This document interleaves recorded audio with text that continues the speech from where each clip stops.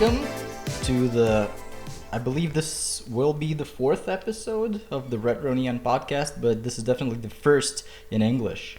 And my guest today is Kendall Williamson, yeah. Williamson, I'm sorry, I forgot to ask your last name before we started. You were pretty close, I'm impressed. Yeah, I remember it from our, when you were setting up the meeting. I have you in my phone book with your real last name. I somehow just forgot. Wow, all right. So, Kendall Williamson from the United States of America. Yes, thank you for having me. Yes, thank you for joining. Well, maybe let's start with the basics. You're from Texas. Yes, Houston. We have a problem. For some reason, I thought Austin. Austin would be cooler. Why? It's a much trendier city now than Houston.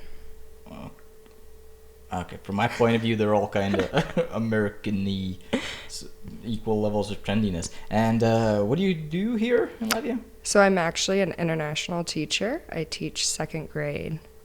Okay. Everything in English, all day, every day. So, yeah. Are you at liberty to tell it which school, or that's... Well, there's only 2 international schools, so it's the International School of Latvia. Oh, okay. Yeah. That's the name of it? Yeah. Oh, okay, I got all my facts mixed up. All right, well, I actually wanted to speak to you today because you're somewhat of a citizen of the world, if it's a label you're comfortable with. Yeah, I feel don't know, honored. But from what we've spoken about, you have traveled a lot and lived in many different places. And speaking with one of your colleagues, one of my classmates, she told me that actually Latvia is the first sort of place where there is a winter where you lived. Yes, this is my first winter, and thank God it's mild. Yes, it's been a disappointment to tell the least. And so, what would be like the biggest countries or the most memorable places you've stayed in? So when I graduated from university, I moved to Madrid, kind of on a whim. There's an English teaching program, and I had my degree in education. So I moved to Madrid for a year, and I loved it. I had never been across the pond, as we say. I'd only been to like Mexico and the Caribbean. So I lived in Madrid for a year, and it kind of changed my life and opened my eyes to the world. I would say growing up in Texas, I was very conservative, closed-minded, and now I'm very different. In what sense? Well, when you're in the South, you kind of grow up to believe you all have to live this white picket fence life. And I always thought, I'll graduate from university, come home, be a teacher, get married, do the whole stay-at-home mom thing. And now I can't imagine ever doing those things. So before you left, that was somewhat of a dream of yours? Or at least... I don't know if it was a dream, more of as just what I expected to happen. It's what all my friends did. But that's not really what you wanted? Or was it, at that point, you felt like you wanted that? At that point, and it's not a bad life. No, not by any means. I'm just wondering, was this one of those situations where when you came to Madrid, you realized that you were lying to yourself, or it was just more like, oh my God, I've got this whole other thing I can do? Well, I just realized the world was such a big place and how everyone is really, really different, but you can make connections with people no matter where they're from. And so I'm a very social person, and so meeting people from all over the world, it just sparked my interest in thinking, I want to see more of the world. I want to meet more people. And I realized that as a teacher, there was a field for this. And so I left Madrid after a year, and I moved over to Bangkok, Thailand, which I always joke, I was young and naive. I hadn't even Googled Bangkok, so I didn't know that it was this massive city that was crazy. And so it was hard, but I met incredible friends there. And wait, so when you went to Madrid, you went to teach? Yes. Okay. So after a year, then you moved to Bangkok? Yes. And how long were you there? Another year. Okay. So a year in Madrid, a year in Bangkok. I have commitment issues. But again, you went there to teach. Yes, so I taught third grade at an international school in Bangkok. Okay. And after that? And then after that, my teaching license was expiring, and so to, sorry, Mom and Dad, appease my parents, I went home, and I thought, okay, I'll try teaching back in Texas for a year. It can't be that bad. It was worse than I could have ever imagined. In what sense? So I had chairs thrown at me. I had students and parents cussing me out. When they say people don't respect teachers in the United States, it's very true. Oh, but were you in also international school, or was that like a... No, so I was inner city, Houston, Texas. Oh, okay. Yeah. Word. I mean, I guess there is a stereotype, but I always assumed it was more like from the government, sort of. Teachers don't get paid enough, and then they're sort of not respected in that kind of sense. I never got the feeling that the students are actually the ones who disrespect the teachers. Is that the case? Well, in Texas, you actually get paid quite a bit as a teacher, so the pay isn't the problem. It's you only can teach to a standardized test, and then so the kids are miserable, you're miserable, their lives are pretty rough, but you can't address those issues because you're just teaching them how to take a test. Yeah, I can imagine how that guy... Does it feel, in a sense, like hopeless? I would say yes. Some people who have done it their whole lives would say no, but that's all they've ever known.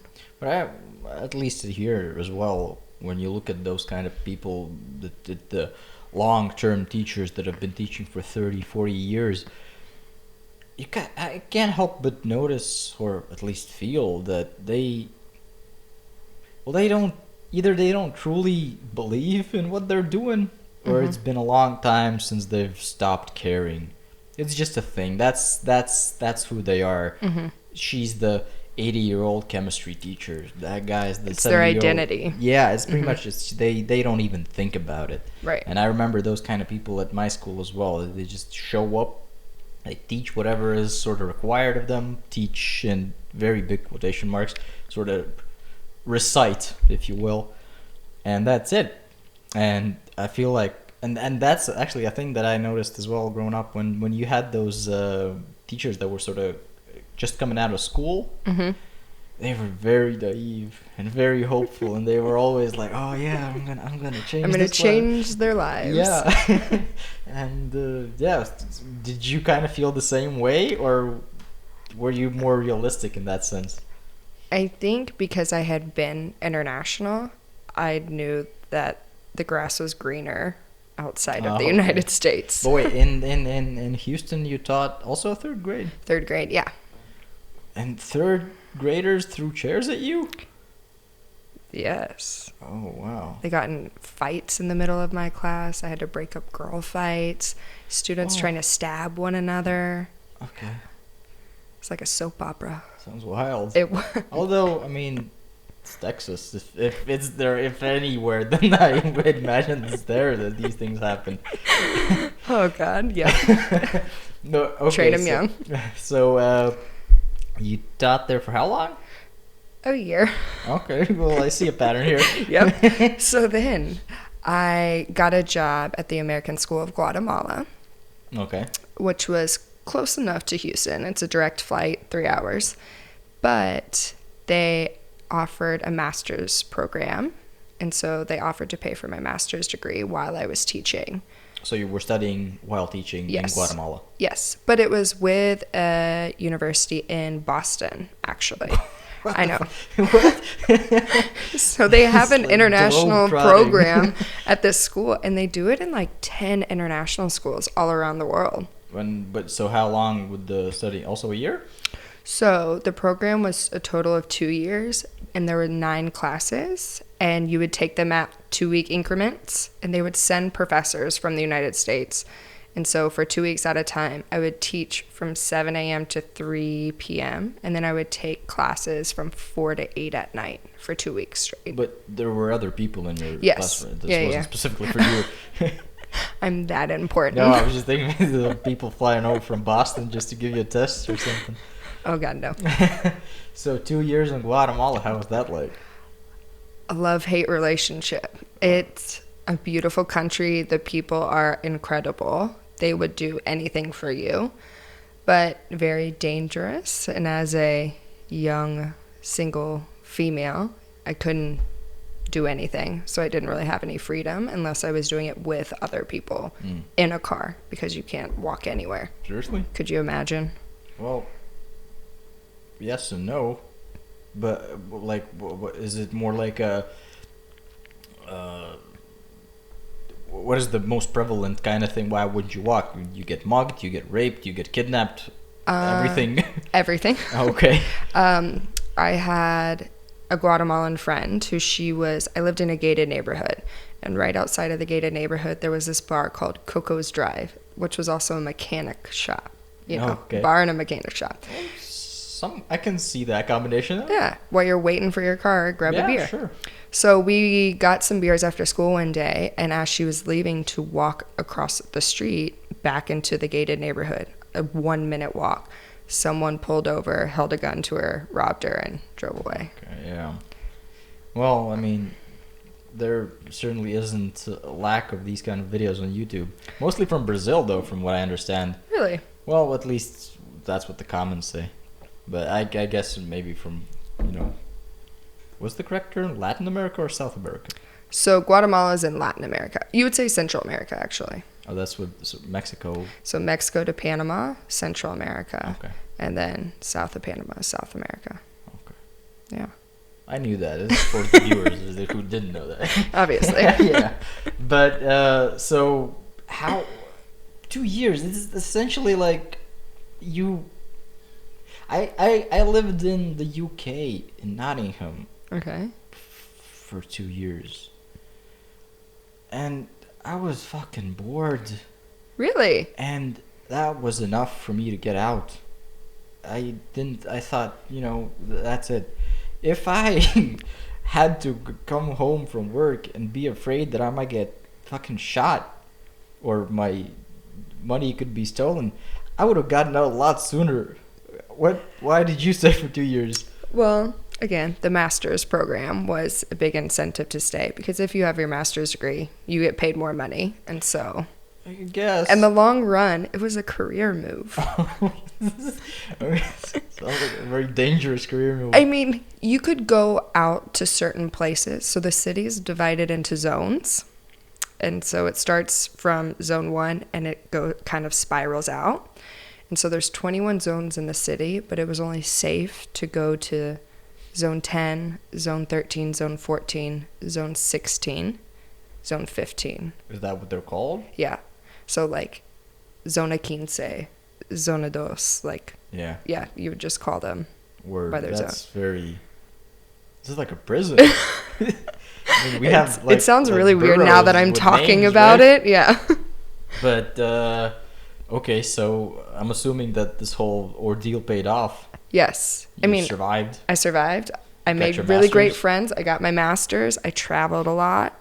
While there or outside of there? Or in Guatemala? So both. So we would go to the beach about once a month. And so you could drive to the beach in 2.5 hours. Black sand beaches, really hot, but you could rent like a mansion with 2 giant pools and 10 bedrooms, and everyone would pay like $13 a night. It was shit, stupid that cheap. Sounds very good. Yeah, so if you got out of Guatemala City, there was some really great things to do. A lot of volcanoes to hike. Oh, Yeah. active volcanoes? Yeah. That's I summited an active Volcano Pacaya, and was like 50 meters away from the lava spewing out at 11 at night. I was terrified. That's It was really cool. It was cool. I don't know, something about lava I find very mesmerizing. I'll have to show you some videos. Please do. Yes. All right, so traveling Guatemala, and then in the meantime, just also traveling somewhere else? Yeah, so I went Mexico City, Awesome place. Cuba. We got to go. That's also somewhere I would like to go. We got to go right before our lovely president said no more Americans can travel there. All right. Honduras, El Salvador, Panama, Colombia, Chile, Argentina.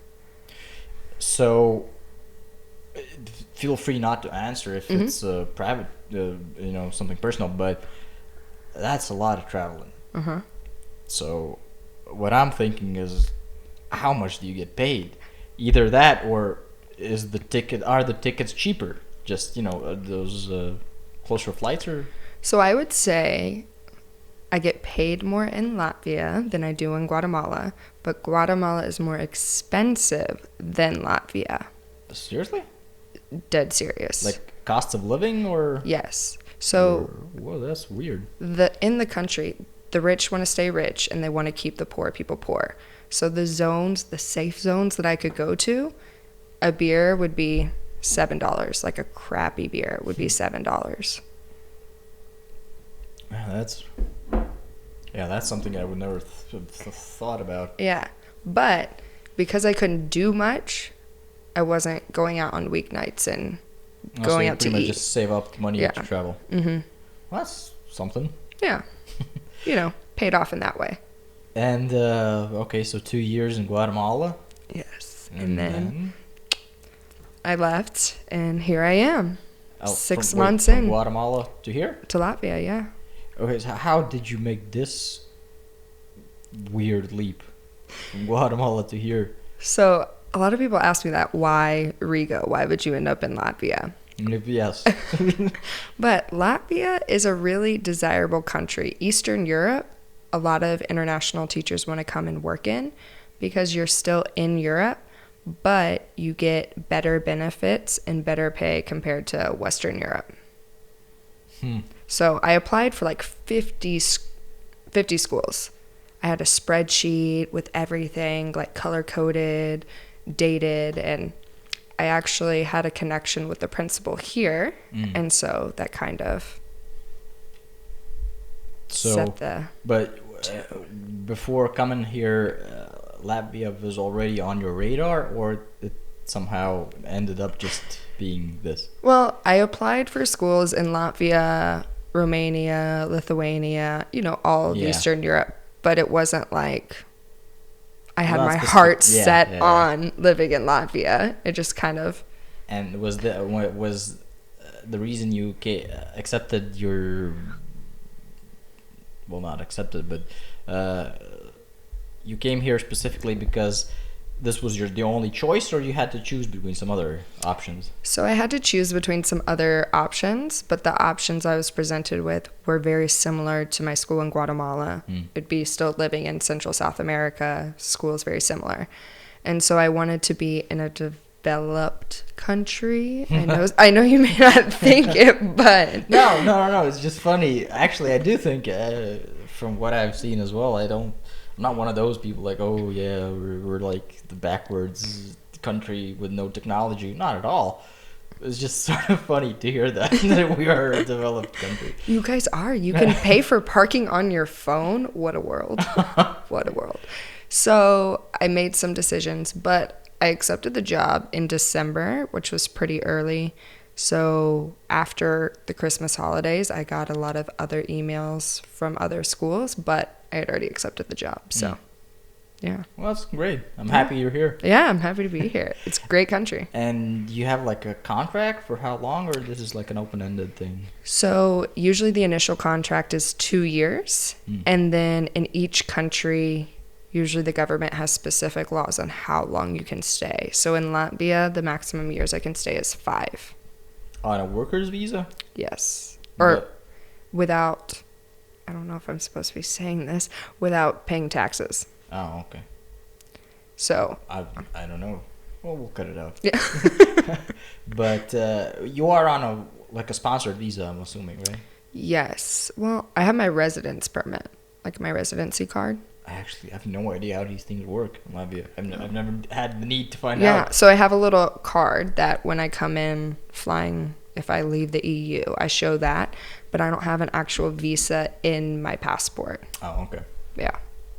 Anyway, And so this is the part I've been waiting for. Uh-oh. How is it here? Okay, I really like Latvia. It's been very easy. I kind of came expecting it to be really difficult and a struggle. My dad... In kind of what sense? Sort of post-Soviet... More language. And you always hear that Latvians are very cold people. That's what I came in with the assumption of. And people, I think, more worried because I was coming from the warm Latin cultures to a not as friendly culture, you would say. I guess. But no, I've been really pleasantly surprised. I've only had one bad experience. Do tell. So I was going to the gym at Galleria Riga. Yeah. And I got on the elevator because I'm not going to take those escalators all the way up to the 6th floor. It takes too long. So I got on the elevator, but then we went down to the parking garage, and there's like another door. So I had my little backpack on, and this woman comes in, and she just starts pushing me, like aggressively pushing me out of the way. Okay. And I was like, okay. So I like looked at her, and she was just glaring at me, and I was like, so then I moved. And then she kind of scooted behind me. And then when she wanted to get out again, she shoved me again. And I was so confused. Okay, wait, so you were the only two people in the elevator? No, there was 3 other people. Oh, okay. I was just always in her way, I guess. Well, I think, yeah, she probably sort of, as she was walking in, she chose you to be her punching bag, sort of. This girl. Was it a Monday? Or a working day, at least? I think it was a working day, yeah. That kind of explains a lot. Okay. But that was the only bad experience I've had. Well... If you want to call it bad. Well, I mean, I don't know. I would assume that these things happen all over the place. Mm-hmm. And then... But I would agree that, you know, Latvians are sort of... We're not... I don't even think we are sort of against being open, but I don't think we just really know how. Mm-hmm. And that sort of is confusing to us. But it's kind of fun when I'll go to like a shop and buy something, and I'm like, "Paldies, have a nice day," and they're like, oh, "Thank you," like really happy that nice I'm kind. Yeah. Yes, and this is the weird part, because when I went to Canada, I don't know if this is a stereotype of Canadians being extra polite, or is it just a thing that they do? They always say sorry. Well, okay, yeah, the stereotypes that they're always apologizing, but no, in my case, I didn't get an apology for anything, but they were just so nice. And every time I walked on the street and I was just walking, minding my own business, and if I sort of caught eye contact with someone, they would always greet me. They were like, "Hi." That's a thing in Texas too. And I thought, why? I don't know you. Why are you saying hello to me? And it's confusing. It's nice. I really actually like that. Once I sort of got used to it, I was going around and, you know, waving to people also. But at first, it was very weird. What do you think would happen if you did that here? I think, well, again, some people would react a bit more openly, but I think we actually did do something similar to this when we were younger, probably drunker as well, but we had this thing where you go up to people and be extra friendly, and there was a lot of confusion, yeah. Mm-hmm. It's somewhat, well, the first thought is, what do you want from me? Right. There's like an ulterior motive to why you're being nice. You can't just come up to me and be like, "Hi, how are you doing?" You can't be nice for no reason. Yeah, there's obviously someone's behind the corner, like sort of waiting until, you know, to jump me or something. Yeah. But, you know, once you start talking, this is actually a very interesting experience I had a few weeks back where these, whatchamacallem,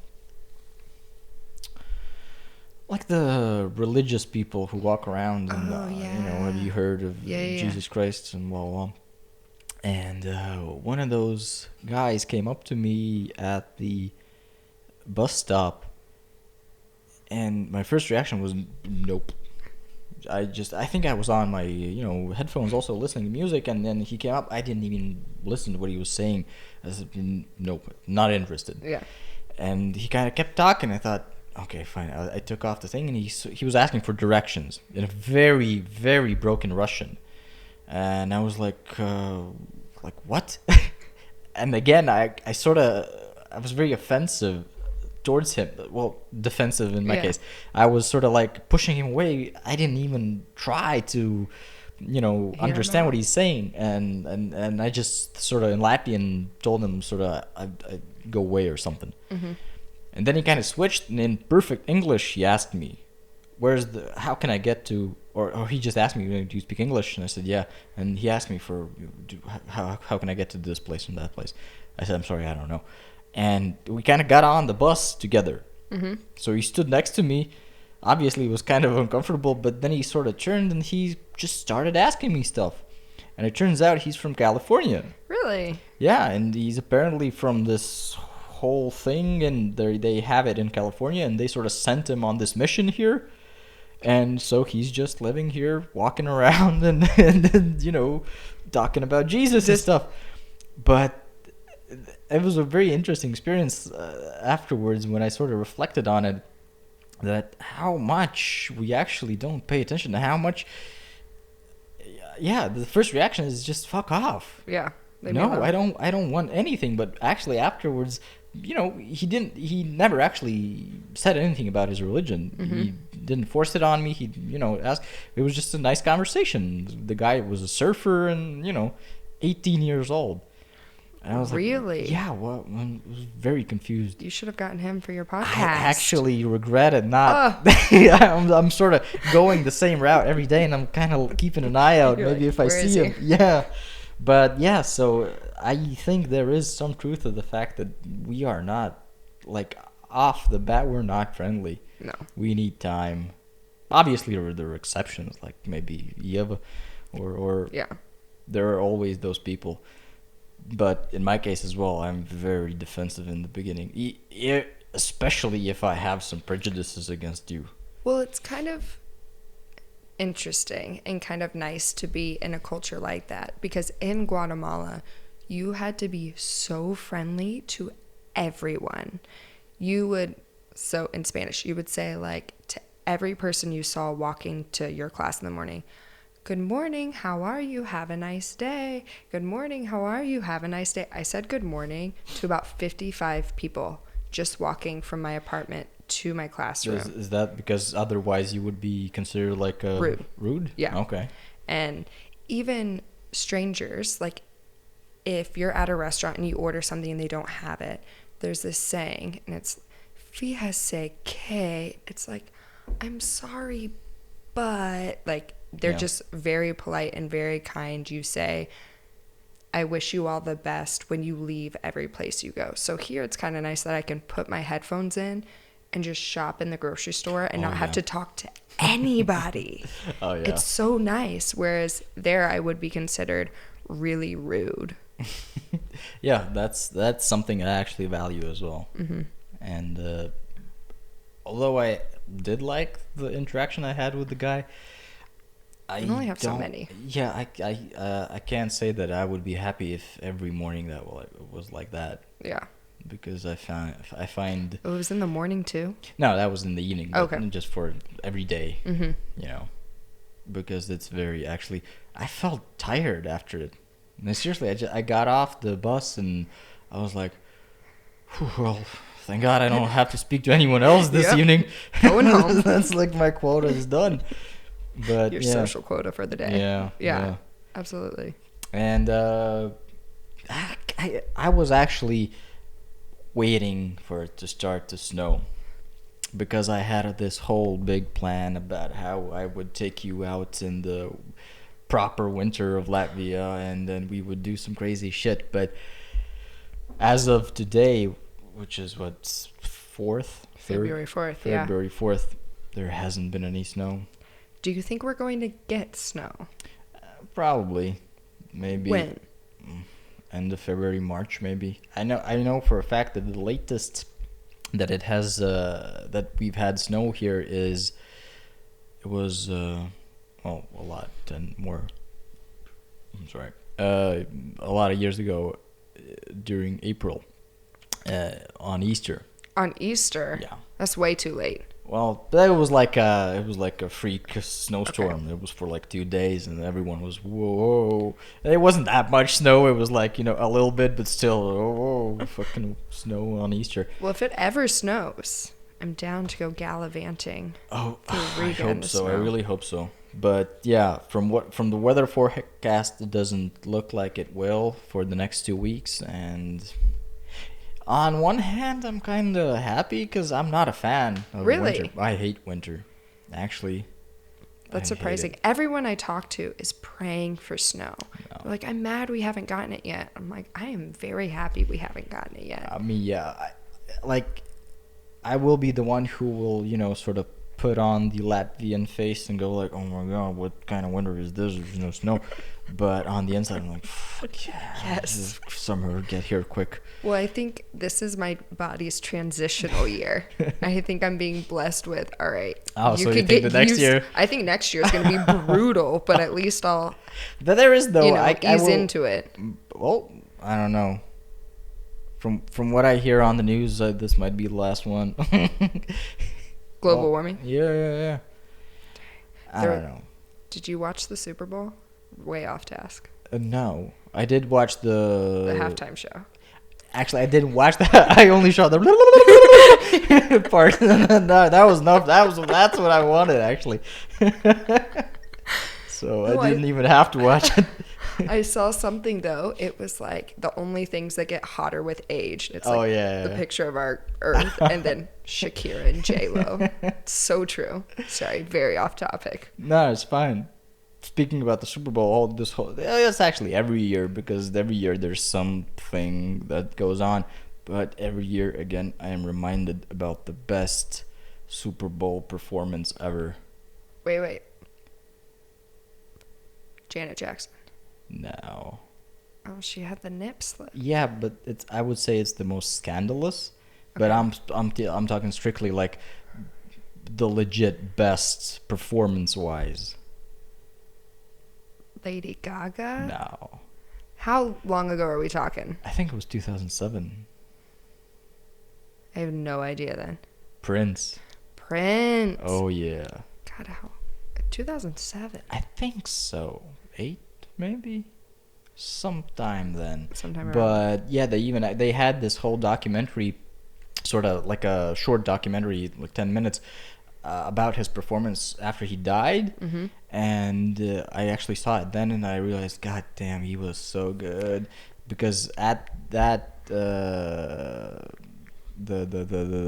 halftime show, it was raining, and so they had all the show planned, but they couldn't make it because of the rain. And Prince said, "No, fuck it, we're doing it anyway." So he played "Purple Rain" in the rain, and everyone lost their mind, and it was fucking great. Well, clearly this is what I'm gonna YouTube when I get home after this. I will send that link to you. But yeah, this is way off topic, but I just wanted to weigh in on this. Well, I mean, and the biggest letdown obviously is last year's.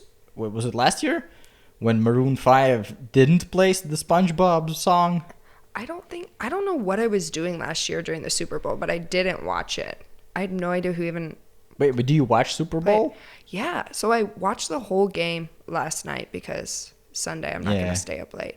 But because I went to university in Kansas and the Chiefs were in the Super Bowl, I watched it. But I'm over the Patriots. They're in it like every year, so when they're in it, I don't watch. Well, the whole consensus was we don't care who wins as long as the Patriots don't. Don't, exactly. So, but I literally know nothing about NFL. Keep it that way. What, really? I mean, they're getting paid so much money. College sports. Well, but is it fun at least? Did you watch, off topic again, the Aaron Hernandez doc series on Netflix? No, probably not. So Aaron Hernandez was a Patriots tight end, and he murdered a bunch of people.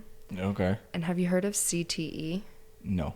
So basically, when you play football, you get a lot of minor concussions over and over again, and then your brain develops like a big hole in the Okay, yeah. and so it causes you to Murder a lot of people? do crazy things, and he had it, and so he committed himself in the end. Sorry, spoiler alert. And they tested his brain, and he had it. So I'm not a fan of football because Wait, so CTE. was it because of CTE he murdered the people, or was that like his legal defense? I don't know. Well, I mean, he was dead, so he didn't need a legal defense. Wait, what? You can only find out that you have it. Oh, so it If was they after his cut death? your brain oh, open, okay. yeah. So he committed a lot of murders. He was institutionalized. And what did he... So he was in jail, and then he committed suicide. Oh, okay. So after... Okay. Well, I guess. Man, But- that's fucked up. So I listened to a podcast the other day. In America, a lot of people are trying to stop football because of CTE is getting... What does it stand for? T is probably trauma, right? I wish I was that smart. Okay. Well, but I We'll know Google that there's- after, too. There's been discussions about it. At least I've heard about it somewhere. That the athletes, they come out the other end completely fucked up. Yeah, it's not good. Well, I mean, it's not that surprising though.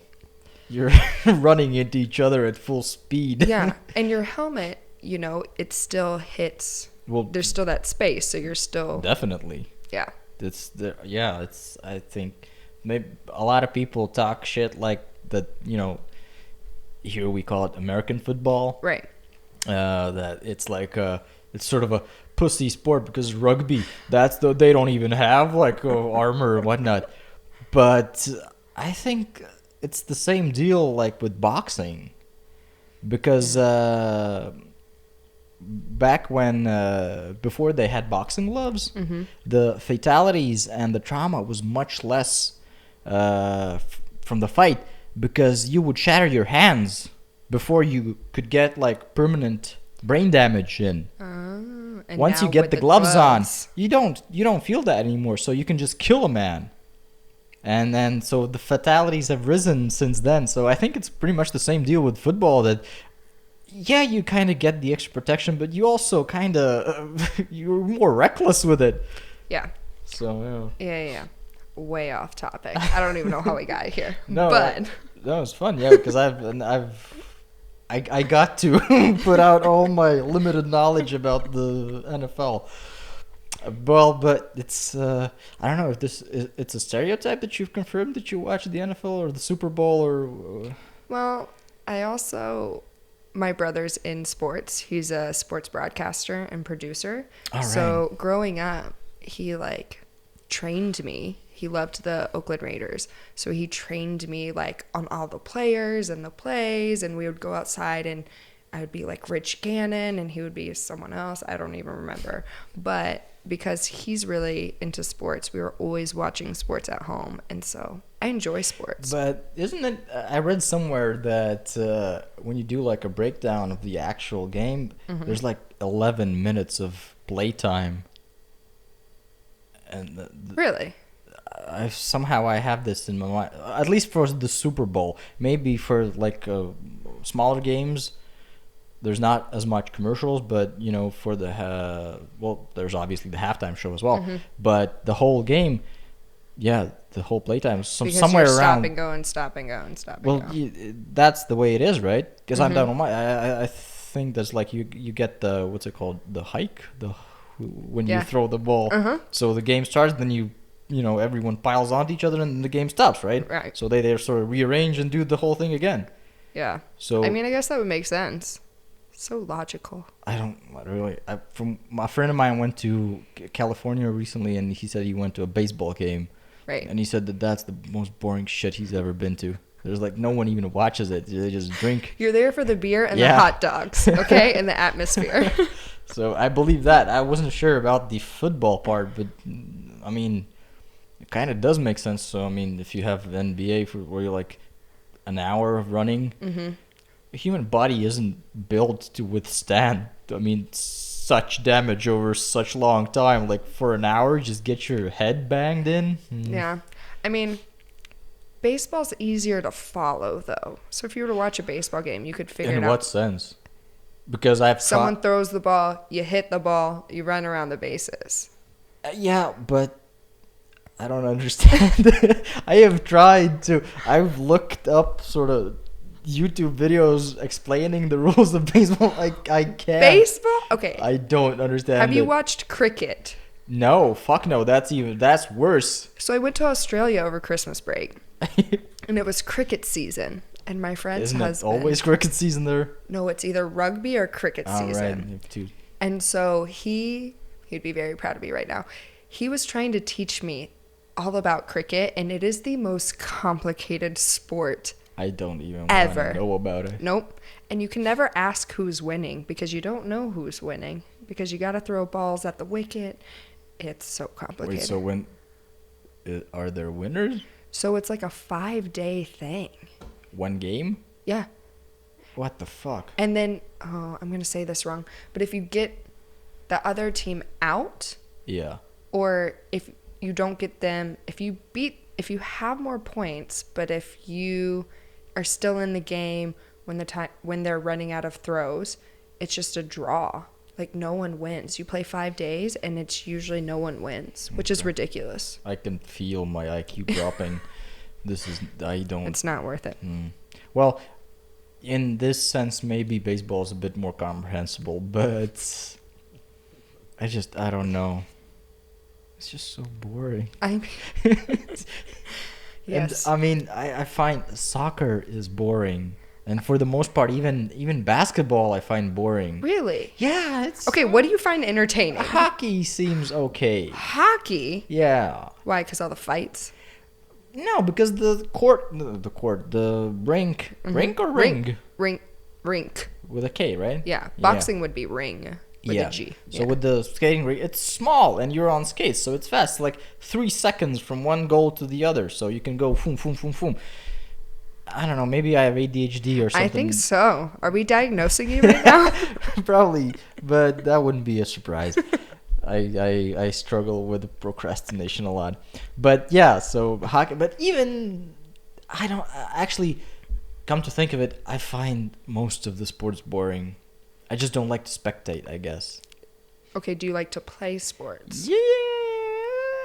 Yeah, I guess. Well, I'd rather play it than watch someone Okay. else play. Although there are exceptions.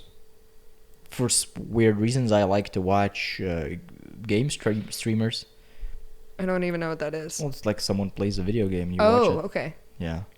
But also, there's like, not all of them. But so I don't even know how my brain works. Okay. Okay, but if you had to play one sport, what's it going to be? A team sport? Any sport. Well, I've kind of have been playing weightlifting for the past 10 years or so. Playing weightlifting. I think it's a sport. Okay, team sport. Yeah, that would be. That's why you asked that question. So, wait, team sport. That's a good question. I don't know. Assuming that there are no, like, well, I get all the gear and I kind of know how to play. Yeah. You have a basic skill set.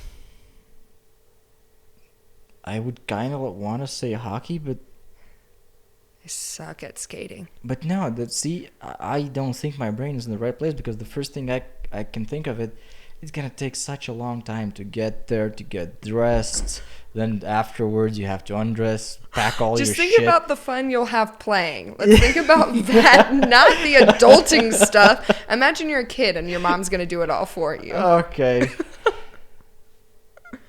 Hockey. I guess. Now I'm I'm in the spotlight, so I'm just answering. I don't know. Maybe there is something I would rather do. I know for sure that not soccer. I really hate soccer. Okay. Too much running. Basketball, I'd probably be just ashamed to go on the court because I'm like. Because why? My height. How tall am I? In feet. Oh, what is it in centimeters? 170. It's like 5'10". 5 5'5". less. 5'5". I'm 5'7", 5'8". Really? Yeah. Wait, how much is 6 feet? 6 feet is 180. Damn, I always thought it was like just below 6.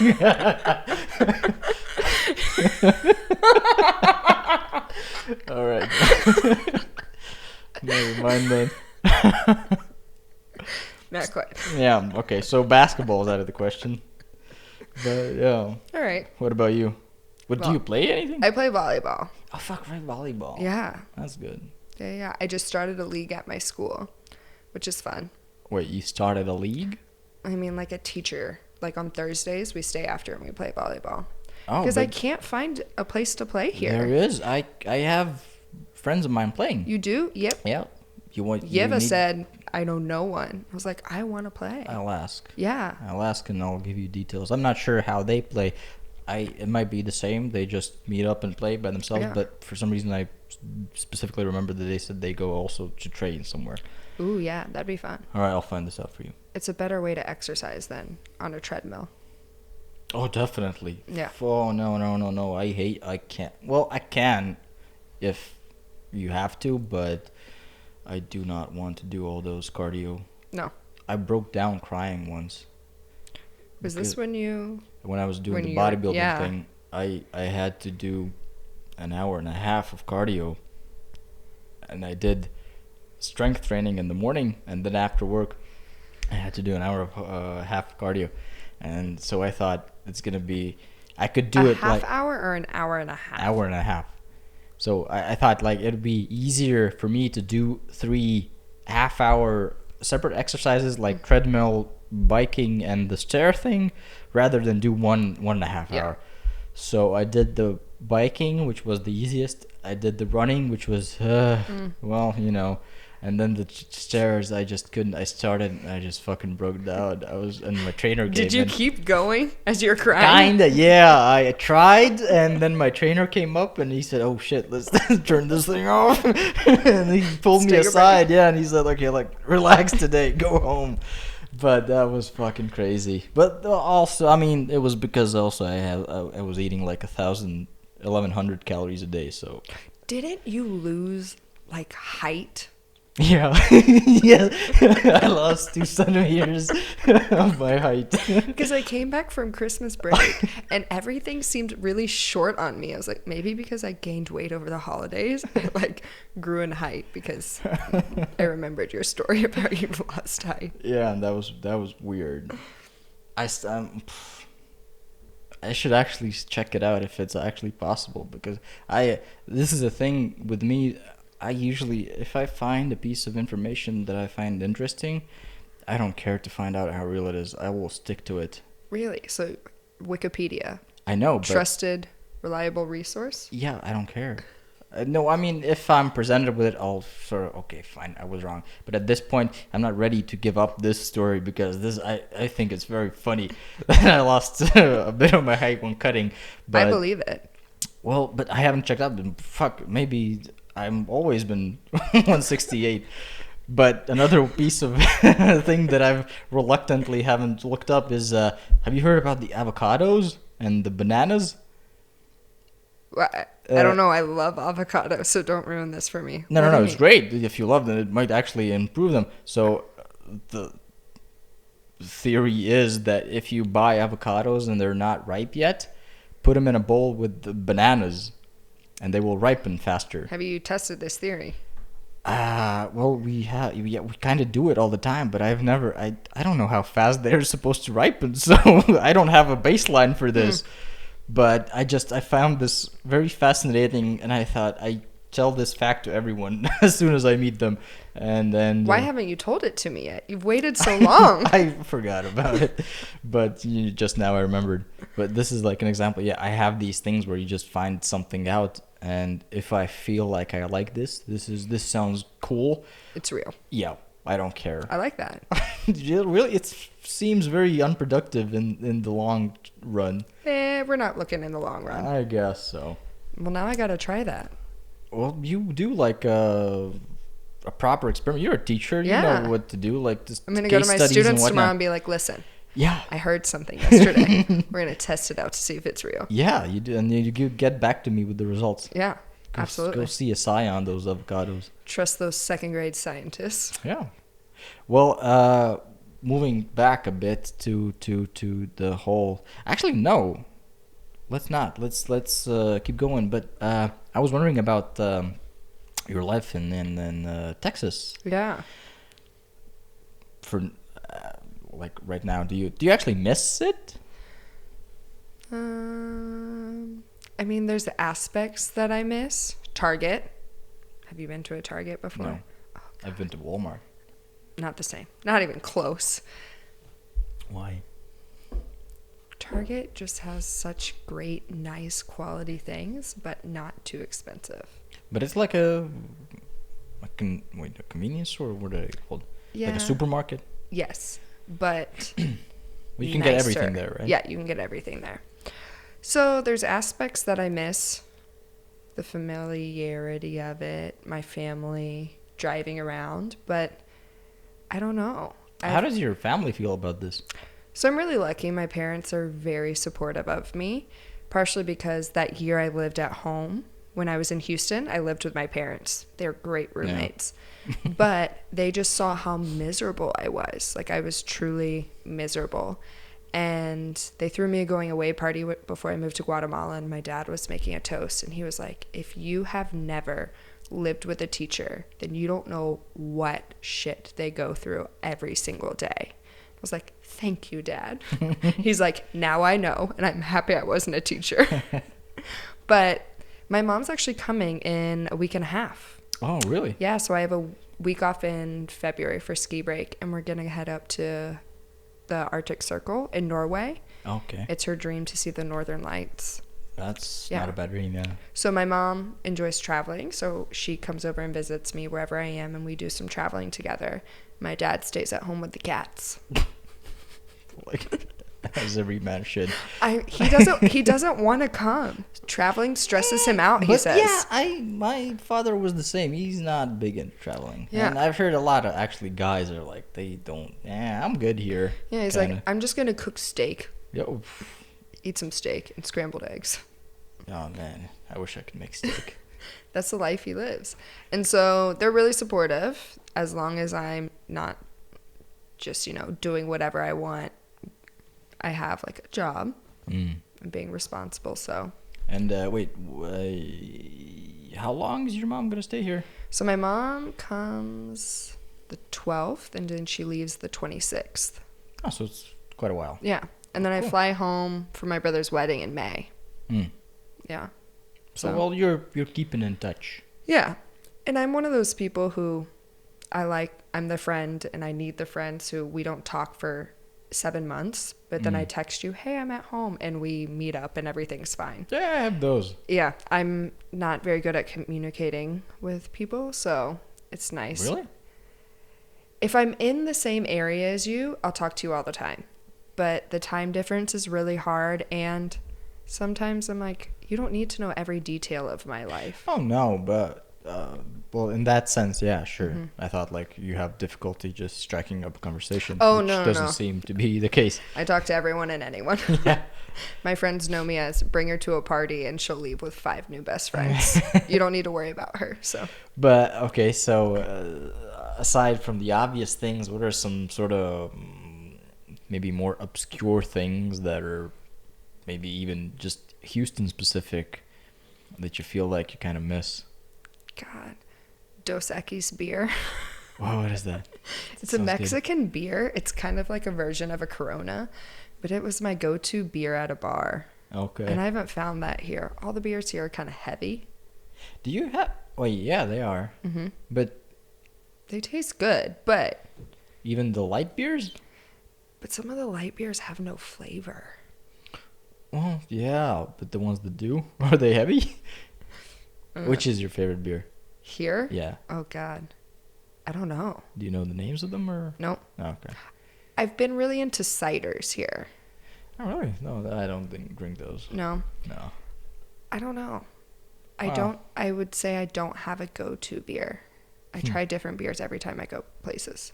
Well, I guess that's smart. Yeah. But... Hoping to find my go-to beer. And, do you have the... Yeah. I thought of something else that I missed. Yeah. Queso. What's queso? So queso is like a Tex-Mex food, and it's like melted cheese, and you have it with chips. It's the best thing So what, ever. like nachos? No. So it's Fondue? literally like a bowl of melted cheese, but it's like cheddar cheese with like some bell peppers and onions and jalapenos in it. Yeah. But the consistency is different than fondue. Okay. Or what did you say? Well, I said nachos first, but Not nachos. The What was the fondue. second? Yeah, no. I'll show you a picture. It is the best thing ever. I miss Tex-Mex food. And the Tex-Mex restaurant here sucks. yeah, well, yeah. That's actually something I also wanted to. Have you been to the? What was it called? Rockabilly. Rockabilly? No, but I always pass it. What is it? It's like a I don't know. stereotypical like American restaurant, right? I've been there a couple of times because I used to just dance the swing dance, Lindy Hop, Okay. and they would throw like parties there, and It's the one in the middle of that plaza, right? That's yeah. It's Okay. across the street from the steakhouse, and then Yeah. yeah. hmm So every time I was there, the only thing I could think about is that this is a Eastern European's idea of how an American would view America if he had grown up in Eastern Europe. Are you kind of No, you lost me. it's so far removed from what actually it's not even like, oh hey, when you go inside and you think this might be something, It's like not even it's close. not even Swing and a close. miss. Yeah, it's like it's just overload of Americana, of the license plates, like hot rod cars, Elvis, what's the Marilyn Manson, Charles Manson, and Marilyn Monroe. Marilyn Monroe, yeah. All these kind of things, and it's just so dense, and the music. I feel like I need to go now. I wish you had gone, because I really want to know what you think about that place. I mean, every time I passed it, there was a lot of people there. Now it seems, and people, they have live music and Mm-hmm. people enjoying themselves, and they have parties, and I haven't actually eaten anything there, but I'm assuming the food is okay. But I don't know, it's just it just seems This is so... what you guys think of us as Americans. Well, that's the thing, no, because I remember watching Pulp Fiction. Have you seen Pulp Fiction? Nope. Oh, come I know. I've on. never seen any movies. Well, have you at least, do you know the dance scene in it where John Travolta dances with Uma Thurman? John Travolta's in that movie? Oh, come on. I know it's on Netflix. I'll go home and watch it. Please do.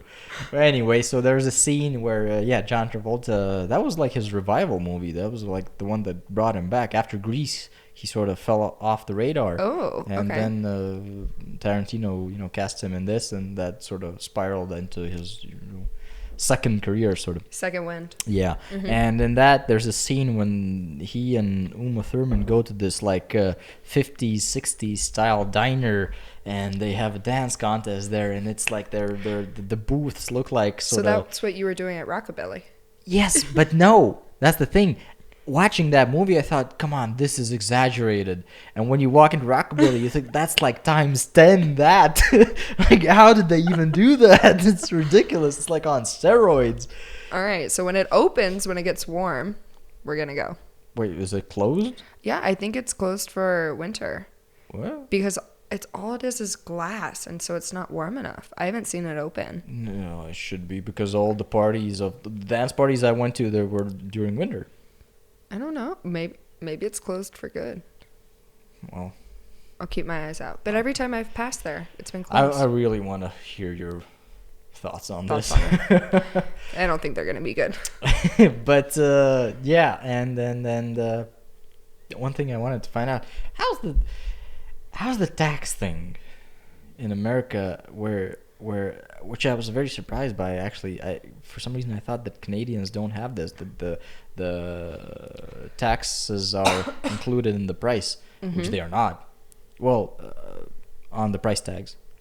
When you pay, When you pay, they add the tax on. Yeah. But for some reason, I thought it's like a normal civilized country where everything is already. But no, and I was very confused about that. And what I was even more confused about was the bar system, where you go to a bar and you have a menu, and the beer is like, I don't know, $7 or $6 or something like that. And I thought, I'll have a beer. plus the tax, plus the tip you can't avoid. Apparently, when you're paying by card, they told me you have to choose one. So I ended up like paying $13 for a beer. I'm like, whoa. Well, okay, so I hate tip culture, and I know why we do it. But I really liked living in a country like Guatemala where tip was always included. No matter where you go, 10% included. So you didn't have to worry about it. In Spain, you don't tip. Here, if we really like our server, we'll tip them. Yeah, well, that's the thing. What I've always felt is that it's an optional thing. Mm-hmm. If you feel like the person serving you deserves something more, sure. But in many places, I believe that the tipping system is actually their only that's income. their wage. Yeah. Because I think I've never worked in the restaurant industry, but I think servers and bartenders get like $3 an hour, something ridiculously low, and so they're working for tips. And it sucks when you go to a really popular bar in downtown Houston. If you don't leave a really good tip, that bartender is not going to come back to you. The bartender will go back to the people who are tipping him or her. Yeah, and this is just, I find it weird that I'm responsible for that person's sort of well-being. Mm-hmm. But yeah, so that was very confusing. And then, do you get used to it? No.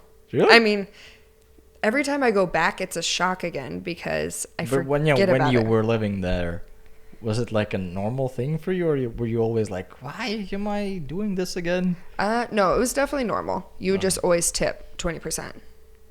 Okay. 20? Really? 15. Oh, Well, again. That's a lot. Yeah, I mean...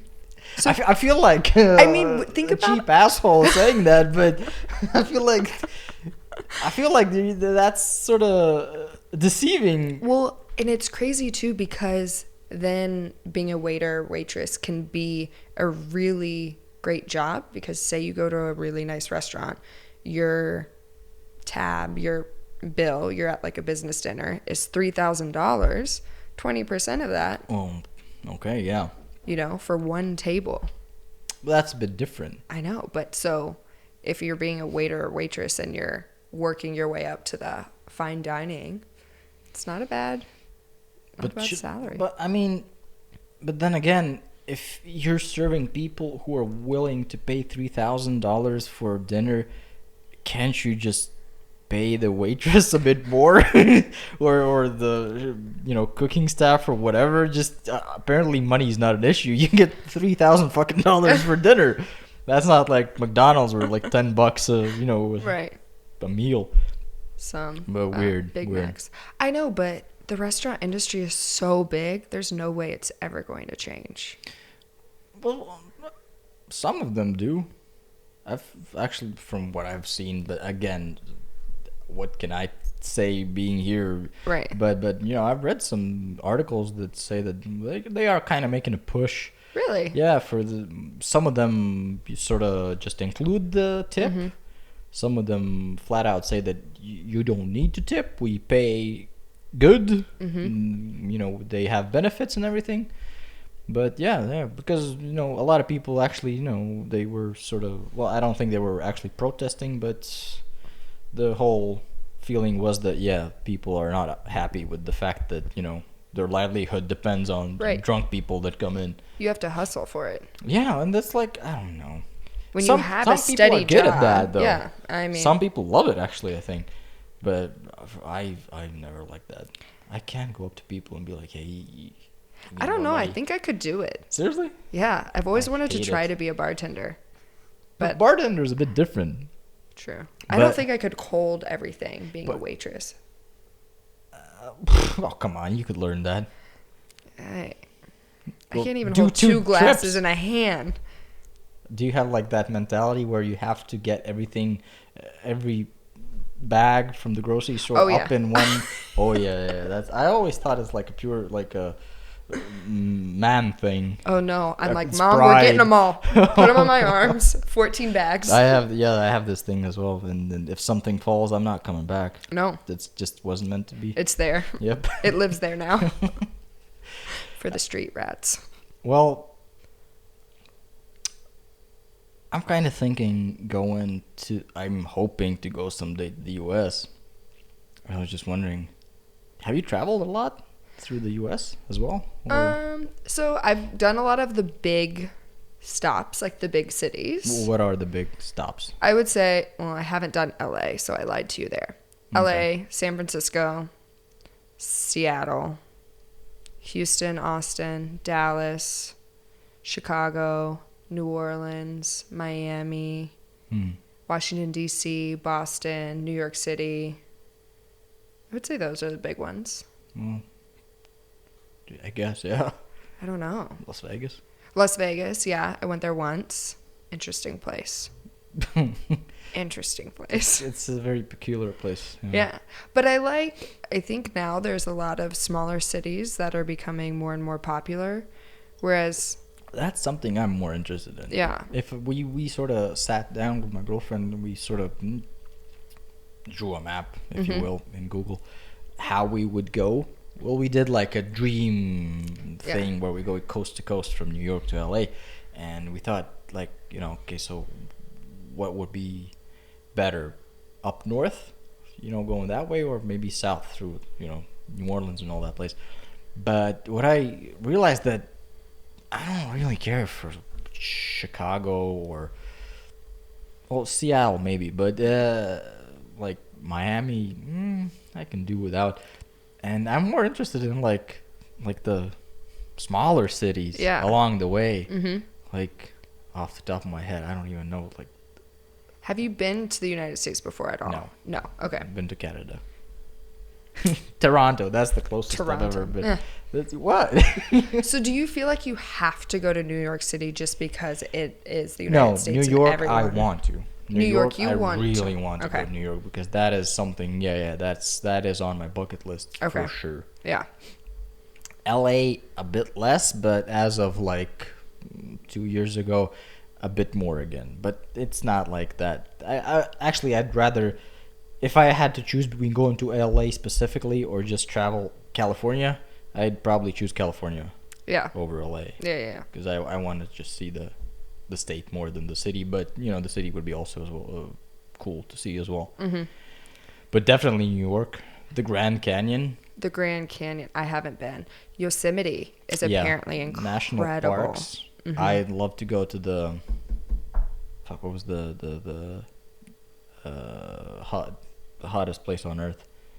Death Valley. Death Valley. Yeah. Is that really the hottest place on earth? Yeah, there's the record. At least it was. I'm not sure with all the global warming thing. Maybe it's changed. You want to believe that because... No, not really. I actually didn't know. I for the longest time in my life, I thought the hottest, the record heat temperature was in Sahara. But I somewhat recently just found out that no, it was actually in Death Valley, 53 or 54 degrees centigrade. Colorado's a great state, too. Oh, yeah, if you like mountains, right? Hiking and nature, yeah. Oh, yeah. And what's Portland? Portland, I'd like Oregon. to see Portland, Mm-hmm. Yeah. It's like the hipster capital. The hipster capital. If you want some country, you got to go to Nashville or Memphis in Tennessee. I think that would be really cool to see. Well, that's the thing. Yeah, I would really like to indulge in the whole stereotypical American experience. And we actually, my girlfriend, she sort of has like a list of things she wants to do when we eventually go there. And I kind of agree with her. And just recently, I think last week, we started watching the show on Netflix, Glow. I've seen it. It's great. I love it. And my girlfriend was very hesitant watching it because wrestling, what is that? But we started watching it and she said, I want to go to a wrestling match in the U.S. She adds it to her bucket list. Yeah. So far we have like what do we have? We had a baseball game or the NBA or something. Yeah. But just for the fuck of it, I would want to go there. And the wrestling is something else, but I forget. Yeah, you got to go to like a country bar and learn how to country dance. Okay, that would be, yeah. I can teach y'all some steps before you go. Like the line dancing? Yeah, we actually, in Texas, part of our like PE curriculum was you had to country dance. Seriously? So we learned how to dance. We had like our two-stepping partner. That's cool. My third grade crush, who I was his dancing partner, we ended up dating down the road in high school. Like, it was so funny. But yeah. That's so interesting. We are raised to know how to dance. Well, that's Country western. I think these are the sort of things you don't often see. That a lot of people think that like America has no culture of their own. Right. But I disagree with that. I think it's a very rich country and culturally. Well, and what everyone always says is it's so big. It's like many countries put together. Mm-hmm. Texas has a culture. California has a culture. New York has a culture. Florida has a culture. And so there's just many different the states within are it. Huge. It's ridiculous.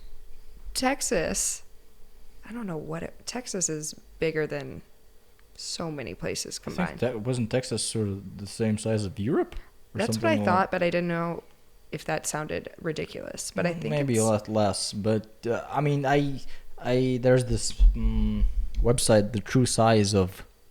The true size of. Yeah. No, I think the United States is as big as Europe. I think it's a lot bigger. A lot bigger? I think it's a lot bigger. Well, it's easily, you can find that out. But what I was going to say is that, there's this website where you can type the country and it will sort of show you an outline of it, and you can put it anywhere else on the map just to see the scale. What's that called again? TheTrueSizeOf.com, I think. TheTrueSizeOf.com. Okay. I think so. I'm not sure. But yeah, so when you take Latvia and you put it on the US, it's ridiculous. It's just from New York, it's like 1/10 inwards. It's like even less maybe. Not even. And that's actually another interesting thing. When in Canada, I spoke to a lot of people that live in the US, and they say that a lot of Latvians that moved to the US, and they told me that once you sort of live there for a while, you kind of get a different look on things. Okay. And especially especially on distances. In the sense that this girl was telling me that when her relatives come to visit, they are very shocked at how she says how far you have to drive. So, for example, we have to go somewhere. How long is it going to take? Not too long. 2 hours. Yeah. So how long is it going to take? Well, it's going to take a while. 6 hours. Like, well, it's far. It's like 2 days. 2 days. Like in here, it's like we have to drive like an hour and a half to our sort of countryside. It's like, it's like you have to take a day to prepare. Oh God, we're gonna have to drive for that long. That's like a joyride in Texas. Yeah. Like, I'm just gonna go drive for fun right now. That's ridiculous. 3 hours later. I just can't even imagine how. Because I drove from Riga to Warsaw. Okay. 8 hours, I think. Well, that's not bad. No, but it's 3 countries away. Well, 2 countries away. You wouldn't cross state lines. No. Texas, I think it's 16 hours across. Jesus Christ. Yeah. So imagine where you could get in 16 hours. Wow. Do you have any plans here in Latvia? So I've kind of dropped the ball on my Latvia plans. I came in and I was like, I'm going to take the train and go to different places. And I've only been to Sigulda one time. So I've done a really bad job at exploring Latvia. Well, but you still have a lot of time, no? Well, I mean, I've heard about some barrels. Have you heard about the barrels? Apparently they're these like giant, essentially barrels, and they're on the beach somewhere. Or along the river. Oh, the ones that you can sleep in? Yeah. Oh, yeah, I've heard about those. Yeah. Okay. I think me and my friends are going to go. Oh, yeah, we wanted to go last year, but we didn't make it. It's How far is it? It's close. By your standards, it's very close. I don't think anything's further away than 2-hour drive. But, no, it's like maybe 2 hours away. It's in the pointy part of the bay, Yeah. Okay, so Kolka, I think, somewhere there. The pointy part of the bay. All right. So I don't know. I need to be better at exploring Latvia. Riga, again, is just such an easy city to live in. that there's always enough to do where I'm never like feeling really bored. And I have a lot of breaks. That's benefits of being a teacher. So we had a week off in October. Then we had Christmas break. Now we have a week off in February, a week in April, and then the whole summer. Well, that's great. Yeah. I really hate you right now. But then you come and deal with 7 and 8 year olds all day, every day. And you're Okay, like, okay, you deserve it. You deserve it. Balances out. Okay, maybe. No, my students, I had them go to another class, the other second grade class, and teach. I taught my students subtraction strategies, and then they became experts and went and taught other second graders. And afterwards, they're like, Miss Williamson, this was really fun, but I am just exhausted. And I was like, how do you think your teachers feel every day? They're like, yeah, I don't want to be a teacher anymore when I grow up. Nah, that might be the case. But yeah, I don't know. Again, not any a big plans commitment. afterwards? The 2 years. God. So I went to Australia for Christmas break, and it was so fun. We were in Sydney the majority of the time. I was following you on Instagram. Yeah. I saw a lot. I had fun. Fun was being happened. Fun was being had, yes. I've never lived on a city that's on the water. What, you went to Sydney? Sydney. Yeah. And so my friends, they live 10 minutes walk to a beach. And so I think my next move, whenever that will be, I want to live somewhere on a beach. Yeah, I would like to experience that as well. Right? But on a normal beach. I have lived here in Latvia near a beach. And it's not the same. No. It's beach. It kind of loses its appeal when you know that it's only sort of accessible and fun for 3-4 months at a time. Well, do you go in the water here? Yeah. Yeah? Yeah. I heard it's really cold. Well, during what time? Summertime. It depends on the winds and all that. But, well, no, the sea is usually the coldest. The sea and the rivers, those are the ones that don't really get very warm. But there are times. No, you haven't been here during summer yet. No. Well, I mean, I was here in August, but that was the whirlwind of let's find an apartment. Let's figure out how to go to a grocery store. Okay. Yeah. Blah, No. blah, blah. No, I mean, I wouldn't be bothered about the temperature as much as like the water quality. It's not very clean at some places. Okay.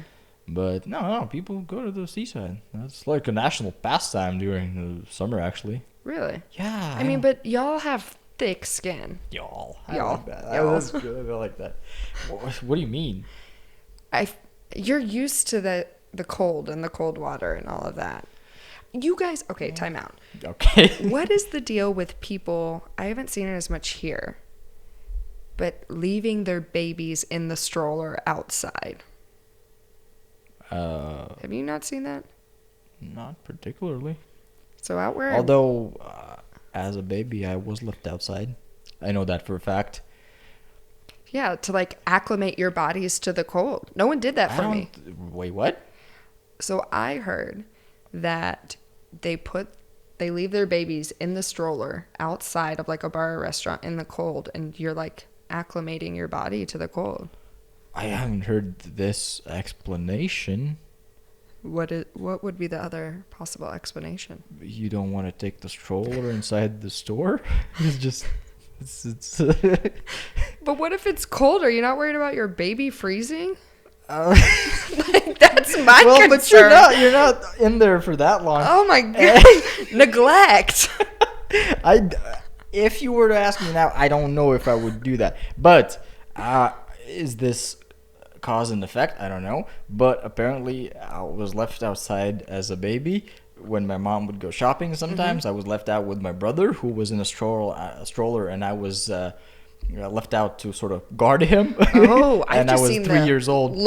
3 years old? Oh my god! I have so many questions for your mother. But the fact is that I really love to sleep in a cold room. Interesting. The best sleep I ever get is a cold room. Not that I'm cold. I need to have a warm blanket or whatever. But if the air around me is cold and I'm warm, that's the best sleep I can get. So do you open your windows?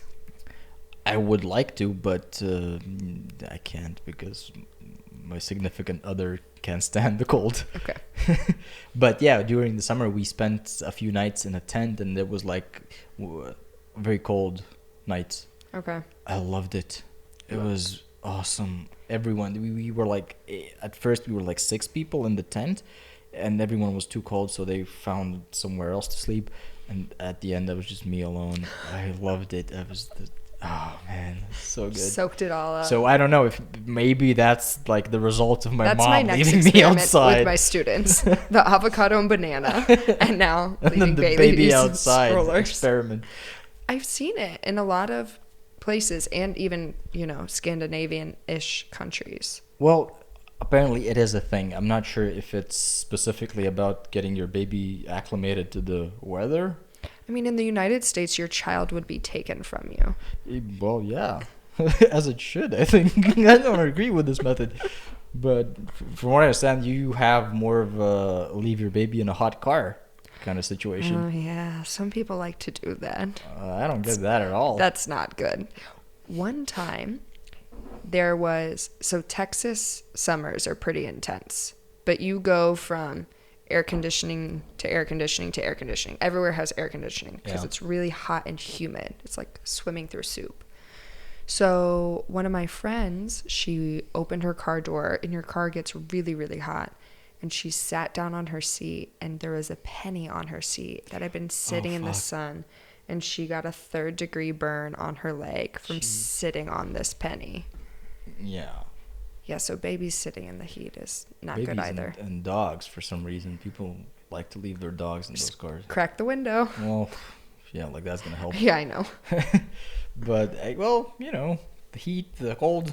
We all have our extreme thing. opposites. Yeah, except we don't even bother with the car. We just leave them in the stroller For someone to take. Free like, baby. Then like the next step is just take it out, leave it on the steps, and take the stroller inside. Put a little sign on it. It's, My name don't is. take. Property of. Yeah, any other sort of weird things you've come across while living here? Maybe something you find extremely unacceptable in our behavior. Well, I have something. Yeah, go ahead. But I don't know if it's going to offend people or you. Okay, I doubt it, but... Okay. I feel like a lot of people here, especially on the bus, don't use deodorant. Have you ever smelled that? Oh. Well, no, I guess not. No. I mean, well, first of all, I use public transportation all the time, so maybe I'm just used to it. But you definitely notice when there's like a bum or a homeless person, and when they stink, it's real bad. Mm-hmm. So a deodorant wouldn't save them either way. But lost cause. like an average sort of working person not wearing deodorant, I can't. No, I don't think so. No, I haven't noticed that. Okay, maybe I just have a really sensitive nose. No, I mean, well, I can confess that I don't remember to put on deodorant every day. And even if I do, at the end of the day, for example, when you have sort of, there's a van full of, what are they called? The frames on the canvas. Uh-huh. You have to, like a van full of them, and you have to take them out and put them in storage. It's a lot of work. Mm-hmm. And we don't have a shower at work, so I suppose I stink coming back. I don't know, but I haven't noticed that. So shit, this is something to think about. Now I feel bad. No, why? Cut it out. No, it's good. I'm trying to think of other interesting things. I don't know. Is there... No, I kind of talked about it already. I'm very impressed. Latvians are very intelligent people. I feel like every person I know has like 12 degrees and knows 3 languages. And well, I think 3 languages is sort of the bare minimum we need here. But the newer generations aren't actually that really good, especially with Russian. And I'm rather surprised that English isn't as well as too. I have colleagues that are, and I've had colleagues as well before that are younger, 10 years, even more, 12 years younger than me. And they... How do you... You're not that old to have colleagues that are 12 years younger than you. I'm 30. 12 years is 18. 18? Dang, okay. But, yeah, well, I'm mostly with 20, 21-year-olds. Okay. But even then, you kind of... Everyone knows and they speak English, but not at the level that you would sort of expect them to, seeing as how the social media, the Reddit or Facebook or Instagram or movies or Netflix or everything is so much in our lives right now. Right. You can't really escape it. And especially on Netflix when you don't even have the option to put on Latvian, yeah. So you have to watch it in English. So it's weird how a lot of people still sort of they don't speak that good English, and Russian is kind of dying out. So do you feel like in order to be successful and get a really good job, you have to know these languages, or no? Latvia? Yeah. Well, depending where you go. Okay. In my case, I don't think so, no. Okay. In my case, that would... I don't even think when I applied for this job, I don't remember if they asked me. Really? Yeah. Interesting. Like, I don't have to work with people. With my colleagues, yeah, but I mean, like, I'm not in customer service. Yeah. I don't really care about that. So, yeah, if you're looking for customer service, sure. But even then, I've had sort of interactions where I'm in line behind someone who speaks English, and the person behind the counter are really struggling to understand and talk to them. Yeah. Interesting. And then, yeah, that's kind of weird. But then again, I feel like the newer generation, what would you consider the newer generation? 10, 11-year-olds, Oh, okay. I'm surprised how good their English is. My girlfriend's daughter, her as well, and her improvement has been very good over the past few years. But her classmates, she's been bringing some over, just for like a slumber party or something.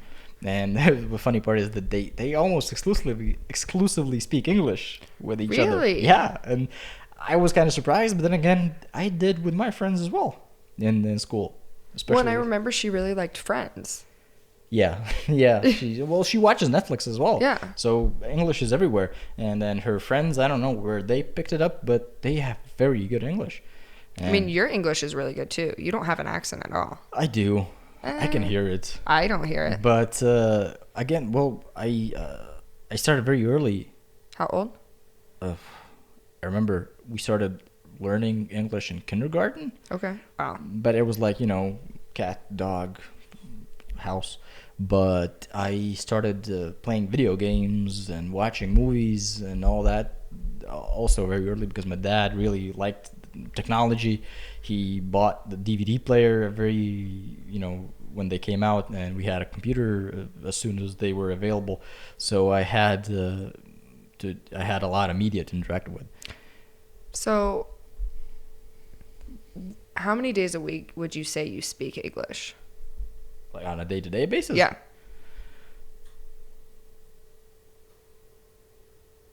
Well, we speak some English at home from time to time. Okay. Just for sort of, again, my girlfriend wants sort of to, she needs to speak now and again just to keep it fresh in her mind. Yeah. So we sometimes speak it, around the house. Mm-hmm. When I meet my friends, one friend particularly, he really likes to speak English, so we usually... I love that that's his reputation. But the friend who really likes to speak English. You remember him? Yeah. Yeah, right. So, yeah, he really... I don't know what's his deal, but I feel that he even thinks in English. It's easier for him. So, with him, if we meet up with him, then yeah. But other than that, well, not really that much. Okay. Well, unless we get a situation like this. I know. I was thinking, like, today, before I came, had you spoken any English at all? Probably not. Before I got here. Oh, like this week? No, just today. Oh, Tuesday. today? No. No, okay. No. But then you like switch so fast and pick it up. It's really incredible. Well, because I think, again, it's always kind of on my mind because during my lunch break at work, I put on YouTube, watch some gaming videos or something. When I work, I'm listening to podcasts. Yeah. Only in English. Haven't listened actually to any Latvian podcasts. Probably should, but I have my sort of collection of podcasts I follow, so I listen to those. So I'm interacting with the English language all the time. So I think maybe that's why I can sort of switch, because it's always sort of fresh in my mind. And Yeah. there are times when actually I haven't, spoken. There's been a while since I've spoken, and it takes me a while to get back in it, just to remember how the sentences were structured and which words follow which and all that stuff. I mean, but with traveling too, as naive and annoying as I sound as an American, I feel like everywhere I've traveled, when I lived in Asia, South America and Central America, I speak Spanish, but even in Europe, their go-to is English. So I feel like it's beneficial. Part, yeah. Knowing it. Have you picked up any Latvian? Sveki. Are you trying or just... Kā iet? It's not bad, actually. Labi un teo. I'm working on it. But so when people speak, you don't really understand. Okay. I mean, there's some words, when they have the Latin base or the Latin root. Even, how would you say the flu in Latvian? Gripa. Gripa. And in Spanish, it's gripe. Oh, okay. And so I know that it's flu. Yeah. Yeah. So there's some things I pick up on, obviously more when I read than when I hear, but I've picked up more than I thought I would. Could I do better? Yes, obviously, but... Well, I don't think... a lot of people come here and they go like, oh yeah, I'm going to learn Latvian and I'm going to be one of you.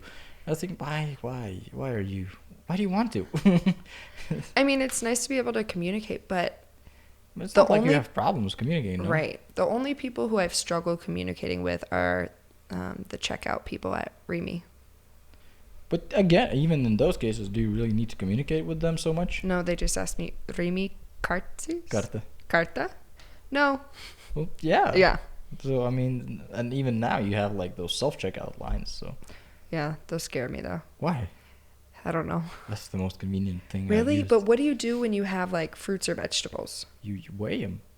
Oh. There's like a button you push. Okay. There's pictures.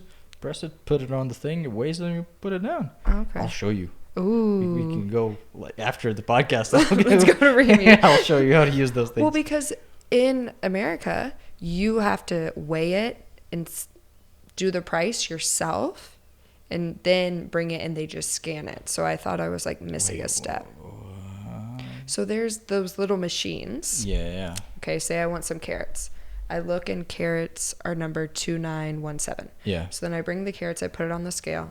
It weighs it. I put in 2917 and it prints out the little sticker. Oh, okay, yeah. And so you have to do that process yourself. There are some places.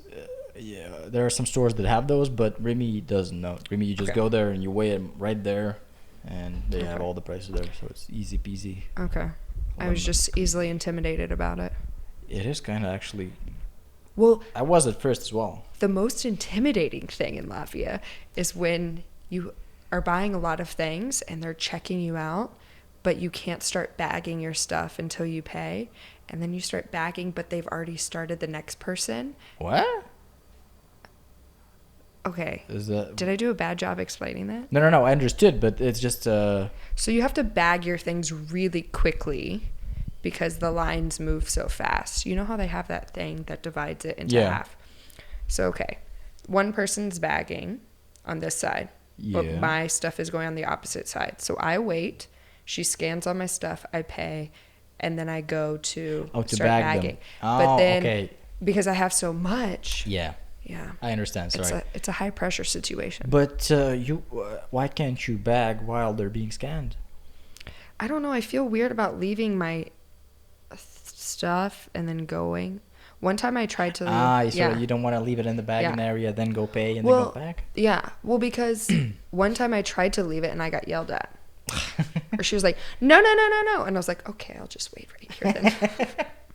Yeah, well, okay, that is a kind of risky situation. It's depending on the mood of the cashier. Yeah. But actually, yeah, you said this and it sort of reminded me because that is a thing. Mm-hmm. When we used to go to the, because I haven't actually used those, because you people lines. You're a self-checkout man. Yeah, I see, less social interaction. Exactly. I don't want to. The next huge leap in this anti-social revolution is in the Alpha. Have you been to Alpha? No. It's the biggest thing in Riga, and there's this huge Rimi, and they have these scanners. And you can just, at the entrance, you pick up a scanner, and as you go, you scan the things. I saw that in Spitze, and I had no idea what it was. Yeah, so they're expanding. So I what guess, do you do? So yeah, you just walk through the store, and as you pick up the things, you scan them, and you don't even have to, when you go to the checkout, you don't even need to scan them on the thing. You just put in the scanner. It sort of sends the information to the register. You go, pay, bag it, and leave. But they trust you to scan everything. Well, there's a person sort of looking if the amounts are about the right, but yeah, they trust you, sort of. Okay, so I get a box of cereal, scan it, put it in my cart. Yeah. Scan. Yeah. Go to the end. They just scan the scanner, essentially. Yeah, pretty much. Pay, I bag, and go. Yep. Wow. It's great. What a world. It is great. See? I love it. Developed country. Oh, yeah.